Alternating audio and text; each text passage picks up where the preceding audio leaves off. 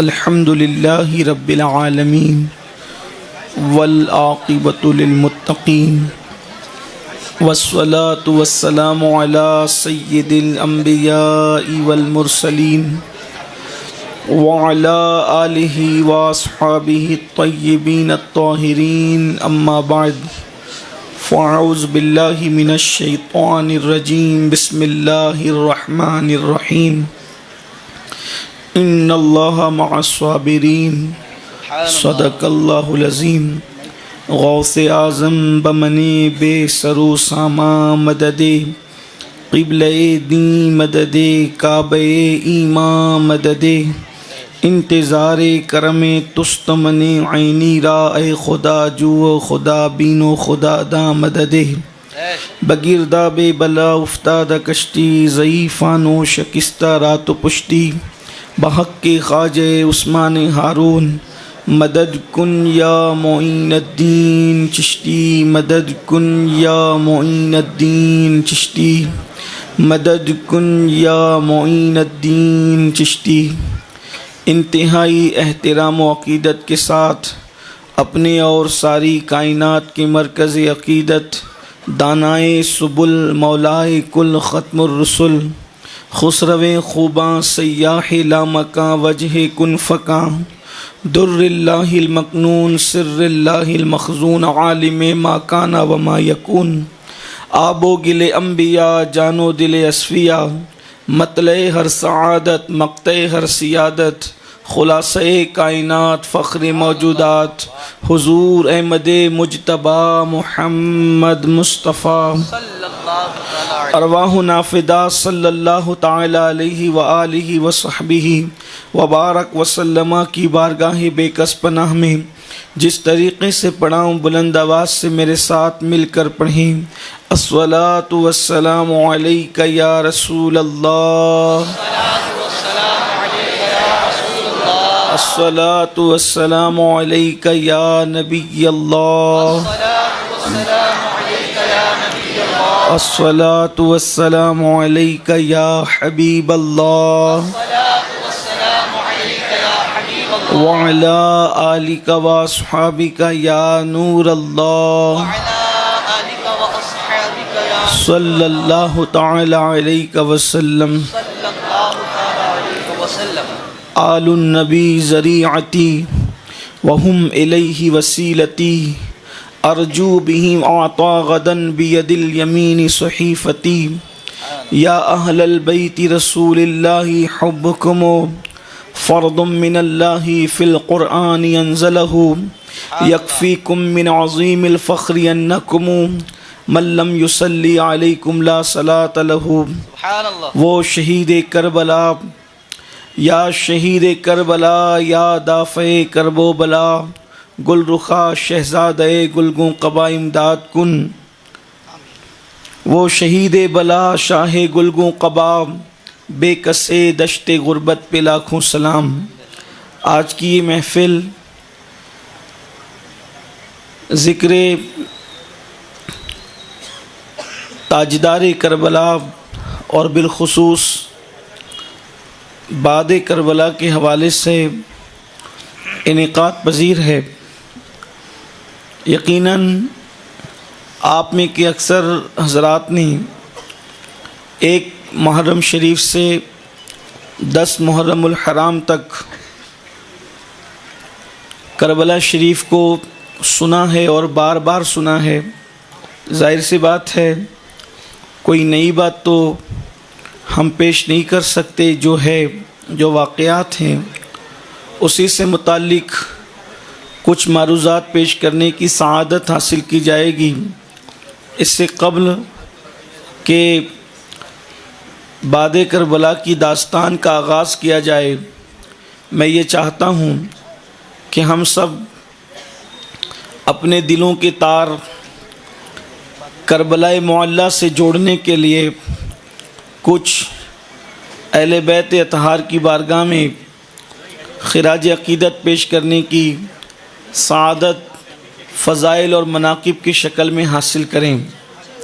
حضور اکرم نور مجسم صلی اللہ علیہ وآلہ وصحبہ وبارک وسلم کی جو اہل بیت ہیں، پہلے ہمیں یہ سمجھنا چاہیے کہ ان کی شان کیا ہے، اہل بیت اطہار کی شان کیا ہے۔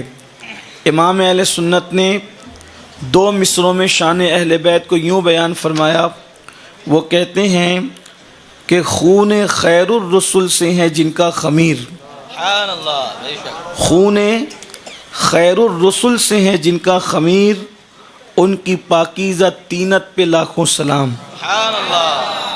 آپ تھوڑا سا میں اپنے نوجوان بھائیوں کی توجہ چاہتا ہوں، اس لیے کہ ہمارا جوان ہی ہماری قوم کا سرمایہ ہے۔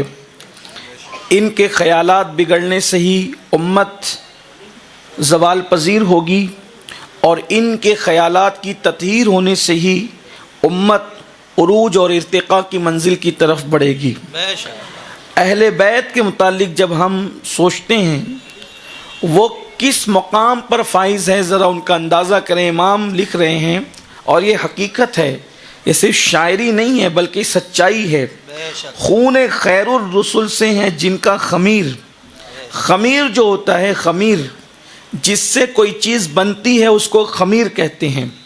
جیسے اگر آپ کوئی روٹی تیار کرنا چاہیں تو روٹی کا جو خمیر بنتا ہے وہ آٹے سے بنتا ہے، اور جس آٹے سے بنتا ہے اسی سے وہ روٹی بنتی ہے۔ اگر گیہوں کا آٹا ہے تو روٹی جو ہوگی وہ گیہوں کی ہوگی، باجرہ کا آٹا ہے تو گیہوں وہ روٹی باجرہ کی ہوگی، مکئی کا آٹا ہے تو روٹی مکئی کی ہوگی۔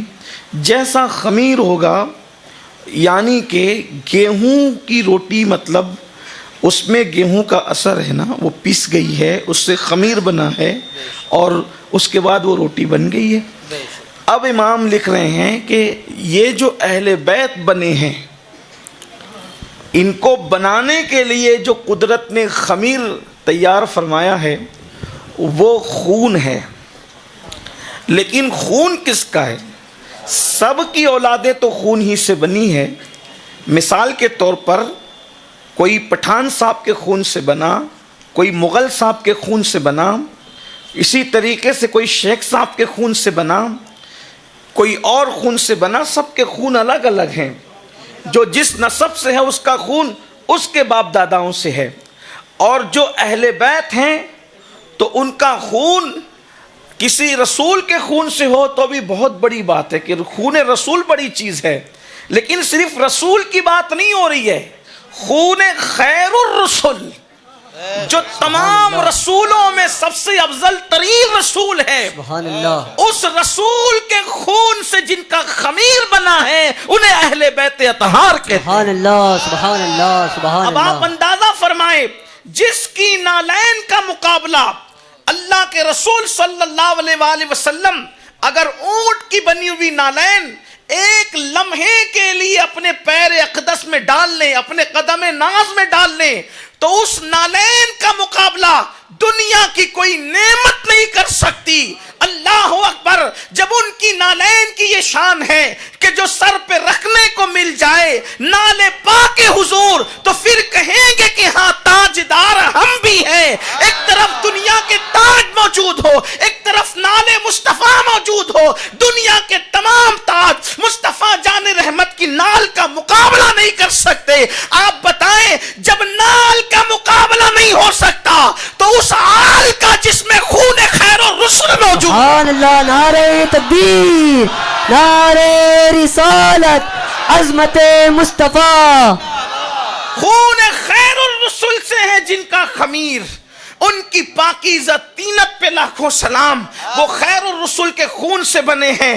اللہ اکبر۔ صرف ایک روایت آپ کے سامنے پیش کرنا چاہتا ہوں، اور خون خیر الرسل کیا ہے؟ اللہ اکبر۔ ایک مرتبہ میرے آقا علیہ السلام کا خون ایک کٹورے میں موجود ہے، اس لیے کہ اللہ کے حبیب صلی اللہ علیہ وآلہ وسلم نے گویا کہ حجامہ فرمایا ہے اور خون نکالا گیا ہے، خون نکلا ہے۔ خون نکلنے کے بعد وہ موجود ہے۔ ایک صحابی آتے ہیں، عرض کرتے ہیں یا رسول اللہ صلی اللہ علیہ وآلہ وسلم میرا سلام قبول فرمائے. سلام پیش کرتے ہیں, آقا فرماتے ہیں یہ خون رکھا ہے, اس کو لے جا کر کے ایسی جگہ ڈال دو جہاں کسی کا پیر نہ پڑنے پائے. وہ صحابی لے کر کے چلے, ادھر ادھر دیکھا, کچھ سوچا ہوگا, اس کے بعد اس خون کو پی لیا. پینے کے بعد لوٹتے ہیں. یاد رکھنا سب کا خون ناپاک ہے, جسم سے نکل گیا ناپاک, بلکہ ایسا ناپاک ہے خون کہ اگر جسم سے نکل جائے تو وضو کو توڑ دیتا ہے. اسی لیے کوئی کسی کا خون نہیں پی سکتا, خود کا خون بھی نہیں پی سکتے, حرام ہے. ہمارے فقہائے احناف کے نزدیک بڑی اس معاملے کے اندر سختی برتی گئی ہے کہ حرام فرمایا خون کو. اور صرف فقہائے احناف ہی نہیں بلکہ یہ خون تو قرآن کی نص سے حرام ہے. قرآن مقدس نے دم کو حرام فرمایا, خون کو حرام فرمایا ہے. اس میں فقہاء کا اختلاف بھی نہیں ہے. اس لیے کہ ناسک بھیونڈی جیسی سرزمین پہ گفتگو کرتے وقت تھوڑا سا اس کا خیال کرنا پڑتا ہے, کیونکہ یہاں حنفیوں کے ساتھ ساتھ شوافی حضرات بھی موجود ہیں. کہیں کوئی ایسی بات نہ ہو جائے جو ان کے دل پر لگے, اس لیے کہ ہمارے حنفی ہوں یا شافعی ہوں, اگر کوئی سنی صحیح العقیدہ ہیں تو ہم برابر ہیں, ان میں ہم میں کوئی فرق نہیں ہے, ہماری ان کی محبتیں ہیں. اس لیے فقہی مسئلے کو لے کر کے ہم ان پر کوئی تان نہیں کرتے, نہ کوئی تان کرنا چاہتے ہیں. اس لیے کہ امام شافعی تو ہمارے آقا ہیں, اس لیے کہ انہوں نے اہل بیت کی محبت کا جو درس دیا ہے وہ انہی کا حصہ ہے. امام شافعی تو یوں کہتے ہیں, آل النبی ذریعتی وہم الیہ وسیلتی ارجو بہم اعطا غدن بید الیمین صحیفتی. امام شافعی کہتے ہیں آل نبی ہی میرا ذریعہ ہے, اللہ تک پہنچنے کا میرا کوئی ذریعہ ہے تو آل رسول میرا ذریعہ ہے, اور میرا وسیلہ بھی اہل بیت مصطفیٰ ہے. اور فرماتے ہیں کہ قیامت کے دن میرا نام اعمال جو میرے سیدھے ہاتھ میں دیا جائے گا وہ اہل بیت کی محبت کے صدقے میں دیا جائے گا. اس کو جد الممتار میں امام اہل سنت نے نقل فرمایا. جو 4 مصرے میں نے آپ کے سامنے پڑھے, جو امام اہل سنت کی کتاب عربی زبان میں جد الممتار کے نام سے شائع ہو چکی, اس کے اندر امام نے امام شافعی رحمت اللہ علیہ کا حوالہ پیش فرمایا اور اس حوالے سے لکھا, کیونکہ مسائل میں فروعی مسائل میں کچھ اختلاف ہیں, لیکن عقیدے جو شافعی کے ہیں وہی حنفیوں کے ہیں, جو حنفیوں کے ہیں وہی شافعیوں کے ہیں, مالکیوں کے بھی وہی عقائد ہیں, حنبلیوں کے بھی وہی عقائد ہیں. تو بہرحال تو خون بہرحال سب کے نزدیک حرام ہے. کہیں کسی اور مسئلے میں اختلافات, حرام تو سب کے نزدیک. لیکن صحابی نے خون پیا, جن کے سامنے قرآن نازل ہو رہا ہے, جنہوں نے قرآن کو نازل ہوتے دیکھا وہ میرے حضور کے صحابہ ہیں. اسی لیے ہم صحابہ کے بھی غلام ہیں. اور ہم سنیوں کا مقدر تو یہ ہے کہ ہمارے 2 ہاتھ قدرت نے اسی لیے دیے کہ ایک ہاتھ میں صحابہ کا دامن ہے اور ایک ہاتھ میں اہل بیت کا دامن ہے. اور ہم حضور کے ہر صحابی کا احترام اپنے اوپر فرض جانتے ہیں, ہر صحابی کا احترام. اس لیے جب ان کا ذکر کرتے ہیں تو ہلکے سے نہیں کرتے, بڑے احترام سے کرتے ہیں. یہی اہل سنت کا دستور ہے, اللہ ہماری قوم کو اسی پر رکھے. صحابی نے خون پیا اور خون پینے کے بعد واپس آئے تو میرے آقا نے فرمایا کہ ڈال دیا. کہا یا رسول اللہ ایسی جگہ ڈالا ہے کہ قیامت تک کسی کا پیر نہیں پڑے گا. تو حضور نے مسکرا کر فرمایا کیا تو پی گیا, کیا تو پی گیا؟ انہوں نے کہا جی یا رسول اللہ. میرے آقا فرماتے ہیں تجھ پر جہنم کی آگ حرام ہو گئی. سبحان اللہ, سبحان اللہ. جس کے پیٹ میں ایک کٹورا رسول اللہ کا خون چلا جائے اس پر جہنم کی آگ حرام ہو گئی. جس کا پورا وجود خون مصطفیٰ سے بنے. سبحان اللہ. اسی لیے فتاوی رضویہ میں امام اہل سنت نے لکھا عند اللہ جو سادات ہیں ان پر جہنم کی آگ حرام ہے. عند اللہ سادات کا مطلب آپ اپنے علماء سے, ہمارے علماء سے پوچھیں. عند اللہ جو سادات ہیں ان پر جہنم کی آگ حرام ہے, وہ جہنم میں نہیں جائیں گے. اس لیے کہ اللہ کے رسول علیہ السلام فرماتے ہیں فاطمہ نے اپنی طہارت کی ایسی حفاظت فرمائی کہ اللہ نے سیدہ فاطمہ کے تقوی کے صدقے میں قیامت تک ان کی نسل میں پیدا ہونے والی ہر اولاد پر جہنم کی آگ کو حرام فرما دیا. تو خون خیر الرسول سے ہے جن کا خمیر, ان کی پاکیزہ طینت پہ لاکھوں سلام. اور جب کوئی پودا لگتا ہے تو اس پودے کے اندر پانی دیا جاتا ہے تبھی پودا لگتا ہے. تو پانی کے ذریعے پودے پیدا ہوتے ہیں, لیکن اہل بیت وہ پودا ہے جس کے لیے پانی کنویں کا نہیں آیا، جس کے لیے پانی آب تطہیر کا ہے. سبحان اللہ. کہتے ہیں آب تطہیر سے جس میں پودے جمے، سبحان اللہ. آب تطہیر سے جس میں پودے جمے، اس ریاض نجابت پہ لاکھوں سلام. اسی لیے اہل بیت کی محبت ہم پہ فرض کر دی گئی. ابن مسعود رضی اللہ تعالیٰ عنہ فرماتے ہیں ایک دن اہل بیت کی محبت میں گزارنا 1 سال کی عبادت سے بہتر ہے، 1 سال کی مقبول عبادت سے بہتر ہے. اللہ اکبر. اللہ کے حبیب صلی اللہ علیہ وآلہ وسلم نے فرمایا حسن اور حسین کو میں اپنی امت میں بطور امانت دے کر کے جا رہا ہوں کہ تم میری امانت کے ساتھ کیا سلوک کرو گے. آقا نے یہ بھی فرمایا کہ میرے بعد میری اہل بیت کے بارے میں تمہیں آزمایا جائے گا، تمہاری آزمائش کی جائے گی کہ میرے بعد تم میری اہل بیت کے ساتھ کیا سلوک کرتے ہو. ایک آیہ کریمہ علامہ ابن حجر مکی رحمت اللہ علیہ اپنی کتاب میں نقل فرماتے ہیں. آیہ کریمہ یہ ہے وقفوہم انہم مسئولون، اور ان کو روک دیا جائے گا اور روک کر کے ان سے سوال کیا جائے گا. چونکہ قرآن کی ایک آیت کی کہیں کہیں تفسیر ہے، کہیں کہیں اقوال ہے. امام اہل سنت نے لکھا، امام عبد الوہاب شعرانی نے لکھا کہ قرآن کی ایک آیت کی ظاہری تفسیر 70 ہزار تک بیان کی گئی ہے، اور یہ ظاہری تفسیر ہے. اس پر بھی رکا نہیں معاملہ، بلکہ امام شعرانی تو یہاں تک فرماتے ہیں نزول قرآن بند ہو گیا ہے، لیکن مانیے نزول قرآن اب بھی بند نہیں ہوا. اب بھی مصطفیٰ جان رحمت کے غلاموں کے دل پر قرآن کا معنی ہر روز نیا نازل ہو رہا ہے. ارے جب غالب اور اقبال کے اشعار کے لوگ اتنے معنی بیان کرتے ہیں، جب مخلوق کے کلام میں اتنے معنی نکل سکتے ہیں، تو خالق کے کلام کی معنویت کا اندازہ کون کر سکتا ہے؟ سبحان اللہ. بے شمار معنی ہے اس کے. وقفوہم انہم مسئولون، ان کو روکو، انہیں روکا جائے گا، روک کر کے پوچھا جائے گا. ابن حجر فرماتے اس کا ایک مطلب یہ بھی ہے کہ جب نماز، روزہ، حج، زکوٰۃ، صدقات سارے اعمال کا جواب دے دو گے پھر بھی جنت میں نہیں ڈالا جائے گا، روکا جائے گا. روکو ان کو. کیا پوچھا جائے گا؟ اب ایک سوال بچا ہے، اسی سوال کے بعد جنت میں جانا ہے. آپ کی نمازیں مکمل ہے، آپ کے روزے مکمل ہے، آپ حاجی بھی ہیں، آپ کی داڑیاں کی تراش خراش بھی خوبصورت، آپ کے لباس بھی اچھے، آپ کی ٹوپیوں کا انداز بھی بڑا حسین و جمیل، سب کر کے گئے ہیں، لیکن روکا جائے گا. اب رکو، ایک سوال ہوگا. کیا؟ علی اور اولاد علی کی محبت کے بارے میں پوچھو ان سے. اہل بیت سے کتنی محبت کرتے تھے؟ اہل بیت سے محبت کا ان کا مزاج کیا تھا؟ اگر محبت کا مزاج ہوگا اب وہاں کامیابی ہوگی تو جنت ٹھکانہ ہوگا، اور اگر نہیں ہوگی، محبت نہیں ہوگی، دل چھوٹے ہوتے ہوں گے.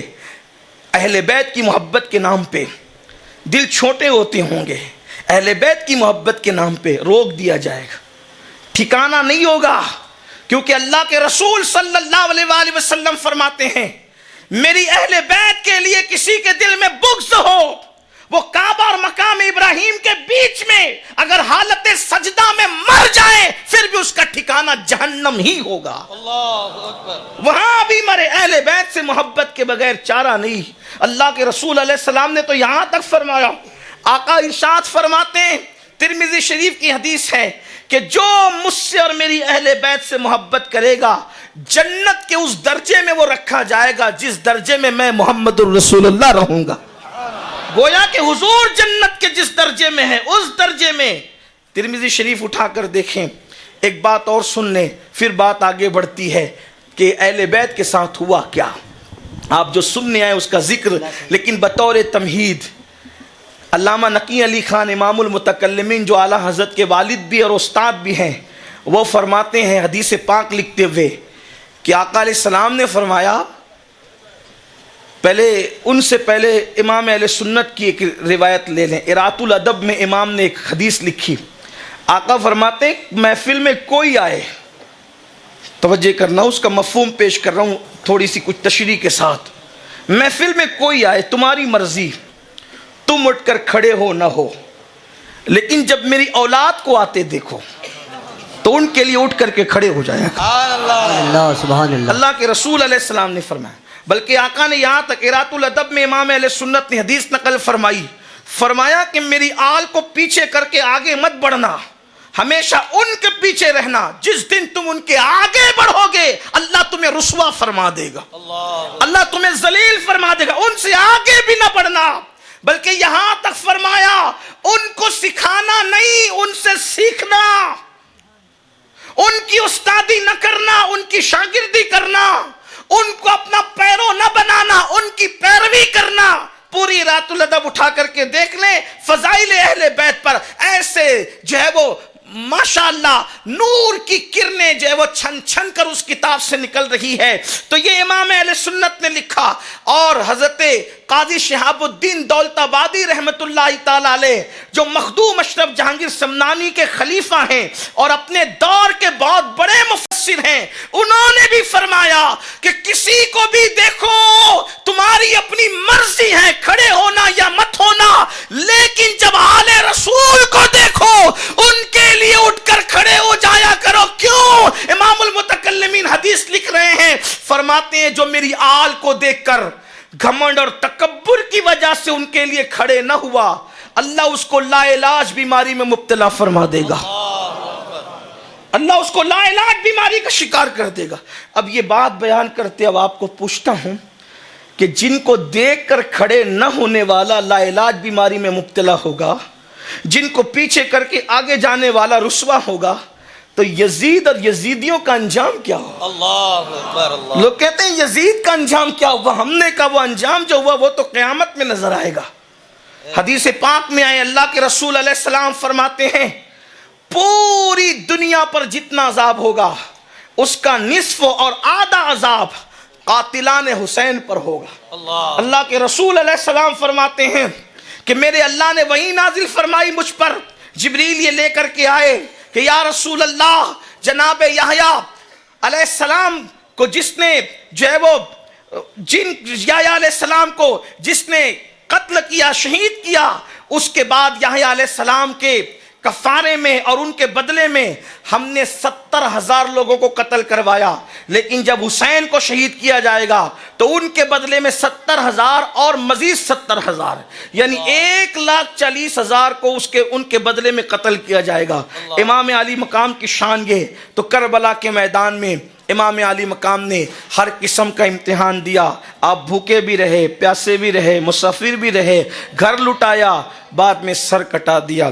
جب آپ کی شہادت ہو گئی، یہ گفتگو آپ نے اپنے علماء مشائخ سے خطبہ سے سنی، آپ کی شہادت کے بعد ابن حجر مکی کی آپ روایت سن لیں، اسی طریقے سے جو وہ صاحب آئین قیامت علامہ حسن بریلوی کی، اسی طریقے سے سر الشہادتین میں شاہ عبدالعزیز، اسی طریقے سے ابن الجوزی نے بھی، اسی طریقے سے خاتم الحفاظ علامہ جلال الدین سیوطی رحمت اللہ تعالی علیہ نے بھی، میرے آقا صلی اللہ علیہ وآلہ وسلم کے دیوانوں، اس طرح سے کئی کتابوں میں یہ بات لکھی گئی کہ جب امام علی مقام کی شہادت ہو گئی تو اس وقت شہادت کے بعد دوپہر کے وقت شہادت ہوئی تھی، عین دوپہر میں، جبکہ سورج مکمل طور پر آب و تاب کے ساتھ چمک رہا تھا، لیکن شہادت حسین کا اثر سورج پر یہ پڑا، ادھر شہادت امام حسین ہوئی، ادھر سورج کو گہن لگ گیا، اور ایسا گہنا گیا سورج کہ دن کے وقت تارے نظر آنے لگے، اندھیرا چھا گیا، اندھیرا چھا گیا۔ ام المومنین سیدہ ام سلمہ رضی اللہ تعالیٰ عنہ وہ مدینہ منورہ میں تھی، فرمایا میں نے جنات کے رونے کی آواز سنی، میں نے جنات کے نوحہ کرنے کی آواز سنی۔ فرماتی ہیں جنات کے رونے کی آواز یا تو میں نے رسول اللہ کے وصال کے وقت سنی تھی، یا پھر میں نے 61 ہجری کی 10 محرم کو سنی، تو میں نے اپنی کنیز کو بھیجا کہ جا دیکھ کیا حالات ہے، ذرا معلومات لے کر آ۔ جب معلومات کی گئی تو پتہ چلا کہ 10ویں محرم کو جو مدینہ منورہ میں جنات رو رہے تھے، ان کے نوحے کی جو آواز سنی گئی تھی، اس لیے کہ اس دن امام علی مقام کو شہید کر دیا گیا۔ امام علی مقام کی شہادت کے متعلق لوگ کہتے ہیں آخر کیا خاص بات ہے کہ لوگ اس کو اتنے اہتمام سے بیان کرتے ہیں؟ ہم کہتے ہیں اور بھی تو شہادتیں ہوئیں، لیکن ان شہادتوں پر کوئی ایسا اثر اس دنیا کے اندر ہوا ہو تو بتائیں، کہ سورج کو گہن لگا ہو، دن میں تارے نظر آئے ہوں، اسی طریقے سے بیت المقدس میں جہاں پتھر ہٹایا جاتا وہاں سے تازہ خون نظر آتا۔ یہ سب اہل سنت کی کتب میں ہے۔ ابن کثیر کو آپ اٹھا کر کے دیکھیں، اتنا بڑا جو ہے وہ مورخ اور مفسر ہے جو ابن تیمیہ کا ڈائریکٹ شاگرد ہیں، اور ان کی باتوں پر جو ہے سبھی اعتماد کرتے ہیں۔ ابن کثیر نے اپنی کتاب البدایہ والنہایہ میں لکھا کہ امام علی مقام کی شہادت کا اثر دنیا پہ کیا ہوا۔ اسی طریقے سے صاحب کشاف علامہ زمخشری نے جو ہے ایک روایت لکھی، اس روایت کو تاج الشریعہ نے بھی اپنی کتاب جو ہے وہ ہجرت رسول کے باب میں جو ہے وہ نقل فرمایا کہ اللہ کے رسول علیہ الصلاۃ والسلام جب ہجرت کے لیے تشریف لے گئے تو ام معبد نام کی ایک خاتون تھی، اس خاتون کے یہاں اللہ کے رسول نے کچھ دیر قیام فرمایا، اور جب قیام فرمایا تو حضور علیہ السلام نے وہاں وضو کیا اور کلی فرمائی۔ جب وضو کر کے حضور نے کلی فرمائی اور وضو فرمایا تو اس مقام سے تو حضور تشریف لے گئے، پھر اس مقام پر ام معبد نے دیکھا کہ ایک پودا نمودار ہوا، اور وہ پودا ایسا نمودار ہوا کہ اس کی کوئی کوالٹی نہ تھی، یعنی کہ کوئی قسم نہ تھی، اس کی کوئی قسم، یعنی اس کو یہ نہیں کہہ سکتے تھے کہ یہ آم کا ہے یا املی کا ہے یا کھجور کا ہے، اس کی کوئی قسم نہ تھی، کوئی نام ہی اس کو نہیں دے سکتے تھے۔ وہ ایک عجیب سا، کیونکہ پودے بیجوں سے بنتے ہیں اور یہ حضور کی مبارک کلی کا اثر تھا، تو اس لیے اب اس کی کوئی قسم نہیں تھی، کوئی برادری نہیں تھی۔ یاد رکھنا یہ حضور کا معجزہ ہے، یہ حضور کے معجزے سے وہ درخت پیدا ہوا، تو اس درخت کا نام ام معبد نے خود رکھا۔ کیا رکھا؟ شجر مبارکہ، برکت والا درخت، اور اس کے پتے بھی بالکل عجیب سے تھے، اس کو بھی کوئی نام نہیں دیا گیا، اس کی ڈالیاں بھی عجیب سی تھی۔ فرماتی ہیں ام معبد کی پوتی یہ بیان کر رہی ہیں کہ پھر وہ درخت کا پھل کھایا جاتا، اور اس پھل کی برکت یہ تھی کہ اگر پیاسا کھاتا تو پیاس ختم ہو جاتی، بھوکا کھاتا تو بھوک ختم ہو جاتی، بیمار کھاتا تو اس کو شفا مل جاتا، بکریاں بیمار ہوتی تو اس کی پتیاں کھلائی جاتی، بکریاں شفا یاب ہو جاتی، اور جب بکریاں وہ پتیاں کھاتی تو وہ اتنا دودھ دیتی تھی کہ اور بکریاں نہیں دے سکتی تھی۔ اس درخت کی شان ہی تھی، اس کو شجر مبارکہ کے نام سے تاریخ میں یاد کیا گیا ہے۔ اللہ اکبر۔ تو فرماتی ہیں ایک دن ایسا ہوا کہ اس کے پھل جو ہے وہ جھڑ گئے اور اس کی جگہ کانٹے نکل کر کے آ گئے، تو ہم پریشان ہوئے، تو پتہ چلا کہ اس درخت میں یہ جو تبدیلی آئی ہے اس لیے آئی کہ اس دن اللہ کے رسول کا وصال ہو گیا۔ آقا کریم نے جب وصال فرمایا، لوگ کہتے ہیں کسی کے جینے مرنے سے دنیا میں کچھ نہیں ہوتا، لوگوں کو پتہ ہونا چاہیے کہ سب جنس یہ سب مرے، کچھ ہو یا نہ ہو، لیکن اہل اللہ جب دنیا سے جاتے ہیں تو کچھ ضرور ہوتا ہے۔ عالم ربانی دنیا سے جائے تو کچھ ضرور ہوتا ہے، اللہ کا ولی جائے تو کچھ ضرور ہوتا ہے، اللہ کا برگزیدہ بندہ جائے تو کچھ ضرور ہوتا ہے۔ اب آپ وہ نشانی دیکھیں یا نہ دیکھیں یہ آپ کے اپنے معاملات ہیں، لیکن آپ انکار نہیں کر سکتے۔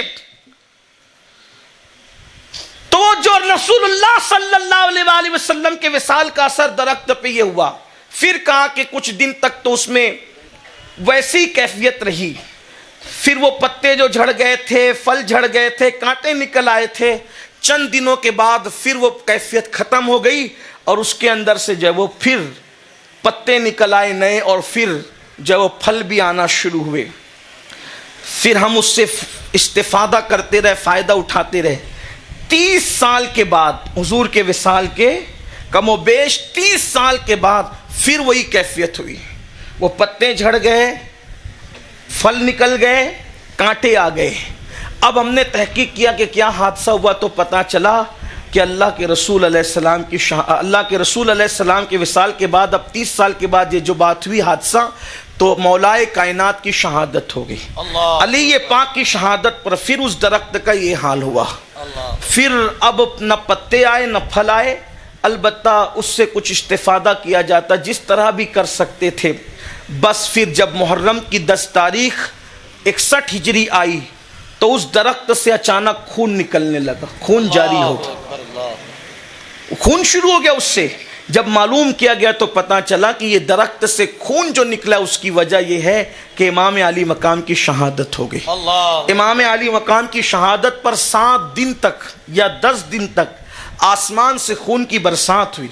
راوی بیان کرتے ہیں کہ جن کپڑوں پہ وہ خون لگا وہ کپڑے پھٹتے پھٹ گئے، لیکن اس سے خون کا اثر ختم نہیں ہوا۔ عورتیں جیسے آج کل کے دور میں کریم وغیرہ استعمال کرتی ہیں چہروں کے لیے، جلد کے لیے، اس دور میں عورتیں اور مرد اپنے چہروں پر غازہ حسن ملا کرتے تھے۔ روایت میں آیا کہ 10ویں محرم کو 61 ہجری میں جس نے غازہ حسن ملا اس کا چہرہ جل کر کالا ہو گیا۔ یہ سارے اثرات ہوئے، یہ سارے حالات ہوئے، اور کربلا میں کیا ہوا؟ اب کربلا میں جو ہوا وہ اس کو سماعت کریں۔ اللہ اکبر۔ امام علی مقام کا لباس اقدس اتار لیا گیا، سارے شہیدوں کی لاشیں اکٹھا کی گئی، کسی نے انگوٹھی، کسی نے امامہ، کسی نے عبا شریف لی، اور اس کے بعد گھوڑوں کی ٹاپوں سے امام علی مقام کے جسد مبارکہ کو کچل دیا گیا۔ گھوڑے دوڑائے امام علی مقام اور ان کے ساتھی، ان کے جو آوان و انصار، ان کی اہل بیت، ان کے اوپر گھوڑے دوڑائے۔ اسی پر بس نہیں کیا، استاد زمن حضرت مولانا حسن بریلوی اور ہمارے جتنے علماء اہل سنت نے کتب لکھی وہ لکھتے ہیں خیموں کو آگ لگا دی گئی۔ صرف خیموں میں آگ نہیں لگائی، بیویوں کے دوپٹے چھین لیے، جن کے دوپٹوں کو چاند و سورج نہ دیکھ سکے، جن کے حجرے میں کبھی جبریل امین اجازت کے بغیر نہ جائیں، ان کے گھر میں بے اجازت جبرائیل آتے نہیں۔ قدر والے جانتے ہیں قدر شان اہل بیت، ان کے دوپٹے چھینے گئے، علی اصغر کا جھولا لوٹ لیا گیا۔ ایک مورخ لکھتے ہیں کہ سیدہ سکینہ، جن کو عوام میں ہم سکینہ کہتے ہیں، سکینہ کی بالیاں چھینی گئی، اور اتارنا بھی گوارا نہیں کیا ان ظالموں نے، بلکہ ایسے کھینچا کہ سکینہ کا کان کٹ گیا۔ زندگی کی آخری سانس تک اس شہزادی کے کان کٹے رہے۔ جب خون کی پھواریں نکلی تو سکینہ نے سوچا کہ عرب والے ہوں یا عجم والے ہوں، لیکن مسلمان تو یتیموں کا احترام کرتے ہیں، کیونکہ رسول اللہ کی حدیث ہے، اللہ کے رسول کا فرمان ہے کہ جب یتیم روتا ہے تو عرش الہی کانپ جاتا ہے۔ سخت سے سخت دل انسان بھی یتیموں کے اوپر ظلم نہیں کرتا، یتیموں کے ساتھ ظلم نہیں کرتا۔ سکینہ نے سوچا کہ یہ مجھے پہچانتے نہیں ہے، اس لیے اگر میں اپنا تعارف کراؤں گی تو یہ مجھ پہ رحم کریں گے۔ تو جس نے بالی کھینچی تھی اور کان کاٹ دیا تھا، سکینہ نے کہا مجھ پہ ظلم نہ کر، میں حسین کی یتیم ہوں، حسین کی یتیم بیٹی ہوں، مجھ پہ رحم کر۔ ایک تو یتیم ہوں، دوسرا حسین کی یتیم ہوں۔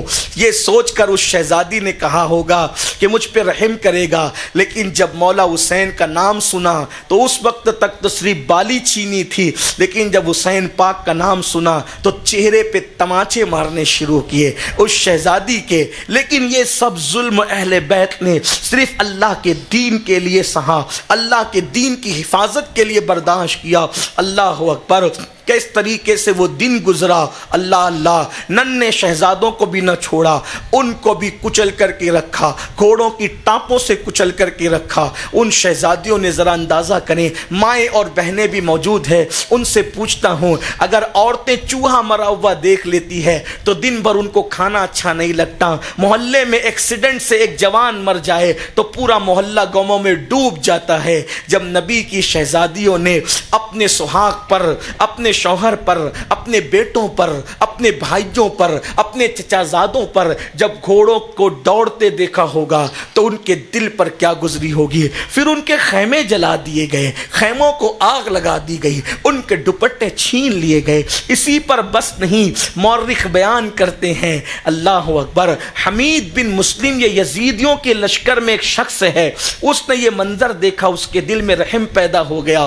حمید بن مسلم کہتا ہے کہ میں نے دیکھا ایک خاتون ہے جس کا چہرہ چاند کی طرح چمکتا تھا، اس سے میں نے سوال کیا بی بی یہ جو خیمے جلے ہیں، اس جلتے ہوئے خیمے پر تو کبھی آگ پہ چل کے اندر جاتی ہے، کبھی باہر آتی ہے، کبھی اندر جاتی ہے، کبھی باہر آتی ہے، بی بی تو کون ہے؟ کیا تجھے اپنی جان سے محبت نہیں؟ کیا تجھے اپنے آپ سے محبت نہیں؟ تو اس بی بی نے کہا میری جان تو اندر پڑی ہوئی ہے۔ کہا مطلب کیا؟ کہا میرا بھائی حسین شہید شہید ہو گیا، لیکن اس کا ایک بیمار بیٹا ہے اور وہ خیمے کے اندر ہے اور خیموں کو آگ لگی ہوئی ہے، آگ خیموں کو لگی ہوئی ہے، میرا شہزادہ اندر ہے، اگر وہ جل کر مر گیا تو میرے بھیا حسین کی نسل کس سے چلے گی؟ کیسے حسینی سیدوں کا سلسلہ آگے بڑھے گا؟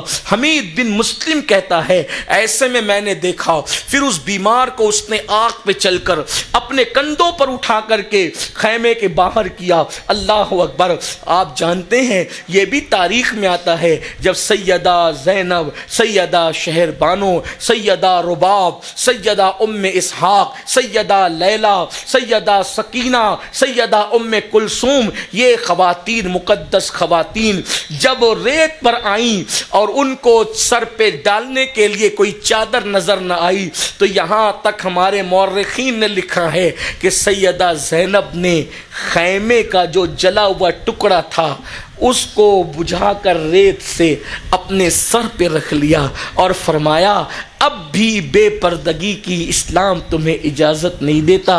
اے نبی کے گھر کی بیٹیوں، اے نبی کے گھر کی بہوؤں، اب بھی اپنے سر کو چھپا سکتی ہو تو چھپاؤ۔ آپ اندازہ کریں اس مقام پر پہنچ کر انسان کیا سوچتا ہے۔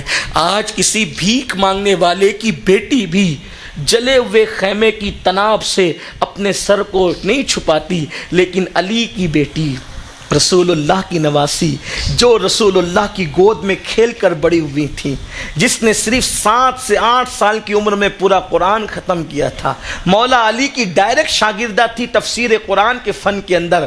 اللہ اکبر! کوفہ میں سب سے پہلے جس نے قرآن کی تفسیر عورتوں میں بیان کی وہ سیدہ زینب کی ذات ہے۔ حضور علیہ السلام نے ان کا نام زینب رکھا تھا۔ زینب کا مطلب سب سے ہٹ کر، زینب کا مطلب یونیک، زینب کا مطلب اپنے باپ کی زینت۔ اس طریقے سے اگر اس کو پڑھے اس ترتیب سے، زین اب اپنے باپ کی زینت۔ اللہ اکبر! یہ شان کی وہ خاتون تھی سیدہ زینب پاک۔ اللہ اللہ! اپنے سر پر خیمے کا جلا ہوا حصہ ڈالا اور پھر شہربانو سیدہ نے کہا بی بی کٹے ہوئے لاشیں ہیں، تازہ لاشیں ہیں، کہیں کوئی درندہ اٹھا کر کے نہ لے جائیں۔ رات سیاہ ہوتی جا رہی ہے، درندوں کے دھاڑنے کی، چلانے کی آوازیں آ رہی ہے۔ بی بی پاک یہ لاشوں کو کون حفاظت کرے گا؟ اس کی محافظت کون کرے گا؟ ایک ہی بچہ بچا ہوا ہے، وہ بھی بیمار ہے، اٹھنے کی طاقت نہیں رکھتا۔ سیدہ زینب نے کہا ان کی حفاظت میں کروں گی۔ اور اس کے بعد آپ نے سوچا کوئی ہتھیار لے لوں، ہتھیار ڈھونڈا تو وہاں ہتھیار کہاں تھے؟ سب تو لوٹ کے لے جا چکے تھے۔ اللہ اکبر! امام زین العابدین کا بستر تک وہ چھین کر لے گئے تھے۔ ان کے ظلم کی داستان کوئی چھوٹی موٹی داستان نہیں ہے۔ ان کے ظلم کی داستان کا حال یہ ہے، بیمار کے نیچے کا بستر بھی چھین کر لے گئے، ننھے سے بچے کا جھولا بھی اٹھا کر کے لے گئے۔ اللہ اللہ! تو سیدہ پاک نے جب ہتھیار ڈھونڈنا چاہا، ایک ٹوٹا ہوا خنجر جو زمین کربلا میں جنگ کے درمیان کسی کا گرا پڑا ہوگا وہ مل گیا۔ ٹوٹا خنجر لے کر سیدہ زینب جو ہے وہ اپنے بھائی کے لاشے کا پہرا دینے لگی، اپنے بھائی کے لاشے کا اور دیگر شہداء کے لاشے کا پہرا دینے لگے۔ سیدہ زینب جو ہے وہ کٹی ہوئی لاشوں میں جب اپنے بھائی کو دیکھا، امام حسین کو برداشت نہ ہو سکا، پھوٹ پھوٹ کے رونے لگی۔ لیکن چونکہ سردار قافلہ، سالار قافلہ وہی تھی، سیدہ زینب فرماتی ہیں ابھی وہ روتے ہوئے ان لاشوں کا پہرا دے رہی تھی کہ ایک لاش سے کسی کے سسکیوں کی آواز آئی، کسی کے رونے کی آواز آئی۔ سیدہ نے سوچا کون رو رہا ہے؟ جب آواز پر توجہ دی تو آواز یوں آ رہی تھی، بابا آپ کہاں چلے گئے تھے؟ بابا میں آپ کو ڈھونڈ رہی تھی۔ اس طریقے کی آواز آ رہی تھی۔ سیدہ زینب نے سوچا اندھیرے میں کون اپنے بابا سے گفتگو کر رہا ہے؟ جب توجہ کی تو دیکھا ایک لاشے پر سیدہ سکینہ جو ہے لپٹ لپٹ کر کے اپنے بابا پر رو رہی ہے، گفتگو فرما رہی ہے۔ سیدہ زینب سے برداشت نہ ہوا، شہزادی سکینہ کو اٹھایا، اپنے سینے سے لگایا اور فرمایا بیٹی اس اندھیرے میں، تاریکی میں تمہیں کیسے پتہ چل گیا کہ یہ تمہارے بابا کا لاشا ہے؟ تو کہتی ہے پھوپھی امی جب میں نے کٹی ہوئی لاشوں کے پاس آ کر آواز لگائی بابا کہاں ہو، تمہارے سینے کے بغیر مجھے نیند نہیں آتی بابا، میں کہاں سوؤں، تو اسی کٹی ہوئے لاشیں سے آواز آئی تھی میری سکینہ میں یہاں موجود ہوں۔ اللہ اکبر، میرے آقا علیہ السلام کے دیوانوں، اب یہ رات کیسے گزر رہی ہے یا کیسے گزری، لکھنے والوں کے ہاتھ کانپ گئے ہوں گے، بولے تو زبان کیسے بولے۔ وہ قیامت تھی جسے شام غریبہ کہا گیا، لیکن ایک واقعہ جو بڑا عبرت آموز ہے، تھوڑا اس کو بیان کرتے ہوئے آگے چلیں۔ اللہ اکبر، وہ رات کا ماحول ہے، بچے کبھی بے ہوش ہوتے ہیں، کبھی انہیں ہوش میں لایا جاتا ہے۔ کل تک جن کے خیمے گجگجا رہے تھے جوانوں سے بھرے ہوئے تھے، سوچو تو صحیح، جوان بچے کس کو اچھے نہیں لگتے، کالے بچے ہوں تو اچھے لگتے ہیں، نکتے چپٹے ہوں تو اچھے لگتے ہیں، لیکن اللہ زینب کے خیمے میں کیسے شہزادے تھے، علی اکبر ہے تو ہم شبیہ پیمبر ہے، قاسم ہے تو ہم شبیہ حسن ہے، وہ کیسے نور والے چہرے تھے۔ اللہ اکبر، آپ اندازہ تو کریں، ایسوں کے خیمے خالی ہو گئے، خیمے ہی خالی نہیں ہوئے بلکہ خیمے ختم ہو گئے۔ اب وہ شہزادیاں ریت پر بیٹھی ہے کھلے آسمان کے نیچے، ان کے غموں کا حال کیا ہوگا، اور خواتین بیٹھی ہیں اور پیرے دیے جا رہے ہیں۔ ایسے میں چونکہ حر، آپ سنا ہوگا آپ نے علماء سے خطبہ سے، جناب حر عین جنگ کے موقع پر یزیدی لشکر کو چھوڑ کر ادھر آ گئے تھے، امام علی مقام کی طرف آ گئے تھے اور شہید ہو گئے تھے، تو حر کی بیوی بھی اس لشکر میں موجود تھی۔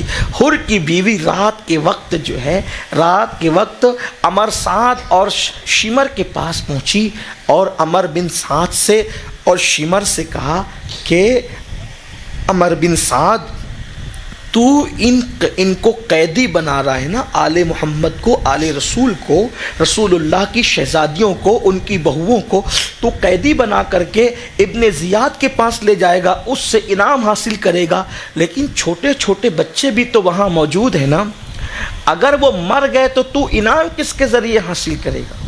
ان کو صحیح سلامت لے جائے گا تو تجھے انعام ملے گا، اگر یہ مر گئے تو کہاں سے انعام حاصل کرے گا؟ تو یہ 3 دن کے بھوکے ہیں، پیاسے ہیں، اور اب چوتھی صبح طلوع ہونے والی ہے، تھوڑا سا پانی دے دے، ٹھنڈا پانی، تاکہ وہ پانی میں ان کو پلا آؤں۔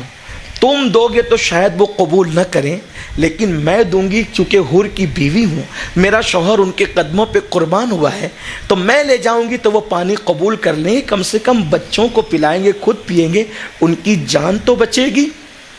ہماری جماعت کے ایک عالم دین نے اس واقعے کو لکھا کہ جب حر کی بیوی نے یہ بات کہی تو ان کے دماغ میں آئی، انہوں نے ٹھنڈا پانی کا ایک مشکیزہ حر کی بیوی کے ہاتھ میں دیا، اور جب حر کی بیوی کے ہاتھ میں دیا تو حر کی بیوی وہ آئی، رات کا اندھیرا تھا، تاریکی تھی، سیدہ زینب نے ٹوٹا ہوا خنجر اس کی طرف بڑھا دیا اور بڑھا کر فرمایا سب تو لوٹ لیا، اب بچا کیا ہے، اب ہمارے پاس ہے کیا، رہ کیا گیا ہے، جو آئے وہ لوٹنے، خبردار علی کی بیٹی ہوں، ٹوٹے ہوئے خنجر سے تیری جان لے لوں گی، اب آگے نہ بڑھنا۔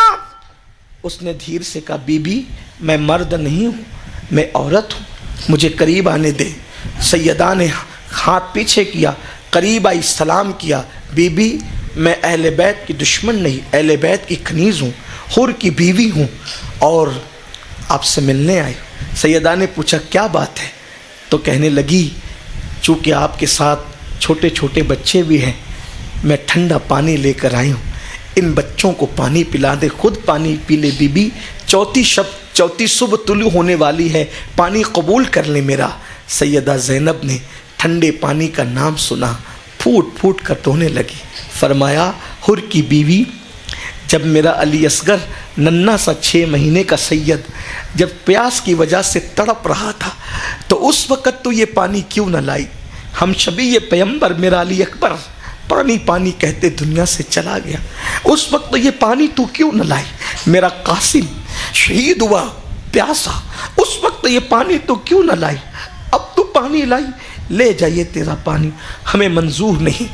اللہ اکبر۔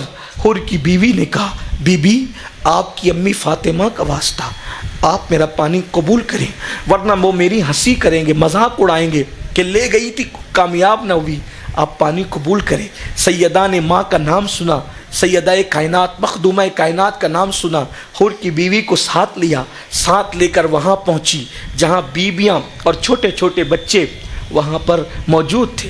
چھوٹے بچے کیا، اللہ اکبر، جب وہاں پہنچی تو سیدہ سکینہ بے ہوش تھی، پانی کے چھینٹے دیے، سکینہ ہوش میں آئی، کٹورے میں پانی نکالا، پانی نکال کر سب سے پہلے 7 سال کی شہزادی سیدہ سکینہ کو پیش کیا۔ سیدہ سکینہ منہ پہ پانی کے چھینٹے، ہاتھ میں پانی کا کٹورا دیکھا تو پلٹ کر کہا، پھوپھی امی کیا میرے چچا عباس واپس آ گئے فرات سے پانی لے کر؟ کیونکہ اب تک سکینہ کو پتہ نہیں تھا کہ جناب عباس کی شہادت ہو، اس لیے کہ جناب عباس جب شہید ہو رہے تھے تو جاتے جاتے یہ امام حسین سے کہہ گئے تھے، مولا میری تمنا یہ ہے کہ میری شہادت کی خبر میری شہزادی سکینہ کو ہونے مت دینا، تاکہ وہ انتظار کرتی رہے گی کہ چچا آنے والا ہے، تو آنے کا انتظار ہوگا تو اس کو صبر ہوتا رہے گا، لیکن اگر اس کو شہادت کی خبر پتہ چل گئی تو شاید سکینہ برداشت نہ کر سکے گی۔ ابھی تک سکینہ کو پتہ نہ تھا کہ عباس کی شہادت ہوگی۔ جناب غازی شہید ہو گئے، جب ہاتھ میں پانی کا پھوپھی کے کٹورا دیکھا اور چہرے پہ ٹھنڈے پانی کے چھینٹے، ہوش میں آئی تو پوچھا، کیا چچا عباس فرات سے واپس آ گئے؟ اب بیویوں کا غم اور ہرا ہوا، اس لیے کہ اس طریقے کے جملے غموں کو اور دوبالا کر رہے ہیں اور بڑھا رہے ہیں۔ سیدہ زینب نے کہا، سکینہ تیرا چچا وہاں جا چکا ہے جہاں سے پلٹ کر پھر کوئی کبھی واپس نہیں آتا۔ میری بیٹی یہ حور کی بیوی ہے جو ٹھنڈا پانی لائی ہے، لو پہلے پانی پی لو۔ سکینہ نے پانی پینے سے پہلے دوسرا سوال کیا، پھوپھی امی حور کی بیوی پانی لائی تو تم نے پانی پی لیا؟ تم پانی پی چکی؟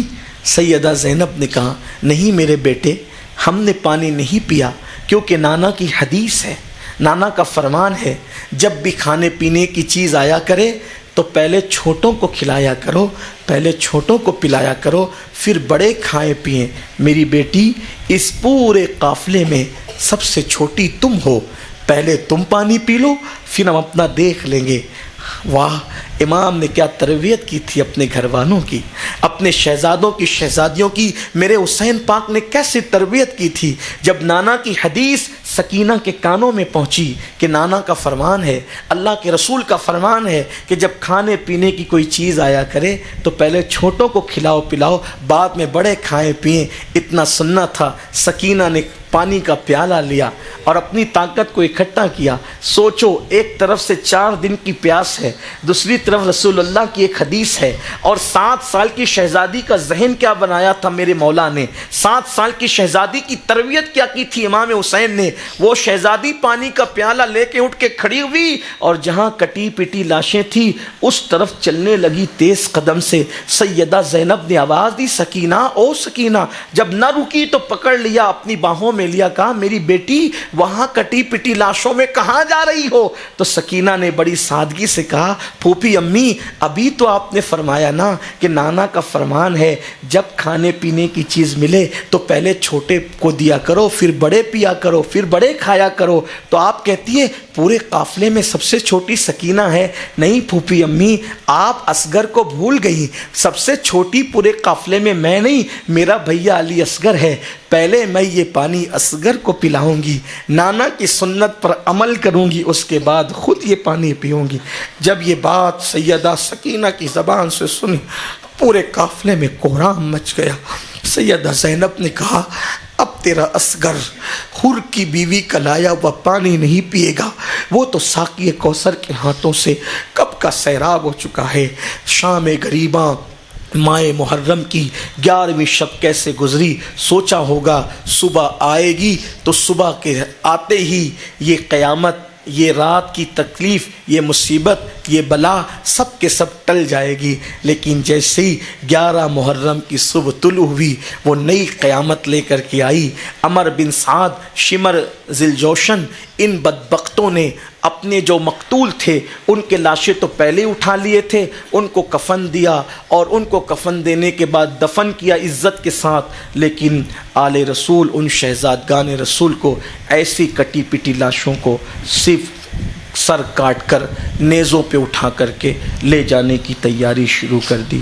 حیرت ہے، لاوارث میتوں کو بھی لوگ کفن دیتے ہیں، لیکن شہزادہ رسول کا کیا حال، کیا بے کسی تھی، کیا ظاہری بے بسی تھی کہ کوئی دفن کرنے والا نہیں، کوئی کفن دینے والا نہیں، اور ان کو اللہ نے یہ توفیق نہ دی۔ شاید اس میں حکمت یہ ہو کہ میرے اللہ کو گوارا نہ تھا کہ ان لوگوں کو کفن دینے کا احسان بھی یہ اہل بیت پر کریں ظالم، تو اللہ تعالیٰ نے ان کو بھلا دیا اور وہ لوگ نیزوں کو سروں پہ اٹھایا، سروں کو نیزوں پہ اٹھایا، حتیٰ کہ ننھے علی اصغر کا سر بھی نہ چھوڑا، اس 6 مہینے کے ننھے سے بچے کے سر کو بھی نیزے پہ اٹھایا سارے، اور اس کے بعد بچوں کے ساتھ بڑوں کو باندھا اور بڑوں کے ساتھ چھوٹوں کو باندھا، اونٹ کی ننگی پیٹھ پر بیویوں کو بٹھایا۔